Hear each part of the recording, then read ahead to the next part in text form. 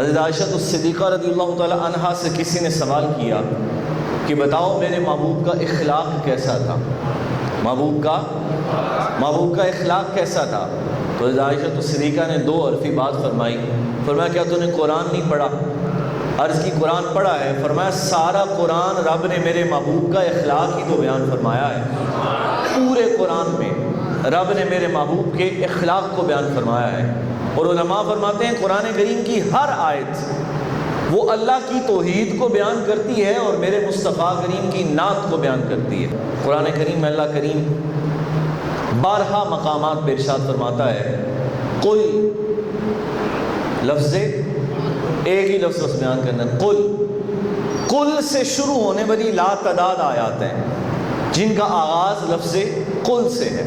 مثال کے طور پہ اگر کوئی بندہ آپ سے یہ سوال کرے کہ اللہ ایک ہے تو اس کے ایک ہونے کی کیا دلیل ہے، تو ہم سب سے پہلے قرآن کریم کی جس سورت کو پڑھیں گے رب فرماتا ہے قل هو اللہ احد.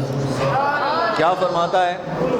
قل هو اللہ احد. لیکن یہاں مزہ لیجئے، علماء فرماتے ہیں یہ اتنی عظیم صورت جس میں رب نے اپنے رب ہونے کو بیان کیا اور اپنی توحید کا اعلان کیا، فرمایا اگر تم غور کرو تو تمہیں اس صورت میں یہ بات نظر آئے گی کہ یہ صورت جہاں رب کی توحید کا بیان ہے وہاں میرے مصطفیٰ کریم کی نعت کا بھی بیان ہے.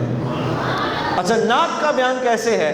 فرمایا تم غور نہیں کر رہے، رب نے نہیں فرمایا بلکہ رب نے یوں کہا قل، محبوب بات میری ہے لیکن فرما آپ دیجئے. بات میری ہے لیکن محبوب قل، محبوب آپ کہیے. اور کیا کہیے؟ محبوب آپ فرمائیے نا کہ میرا رب ایک رب ہے. قل هو اللہ احد، فرمائیے اللہ ایک ہے. تو علماء فرماتے ہیں ہر قل والی آیت میں جہاں رب کی توحید بیان ہوتی ہے وہیں میرے محبوب کریم صلی اللہ علیہ وسلم کی نعت کو بیان کیا جاتا ہے.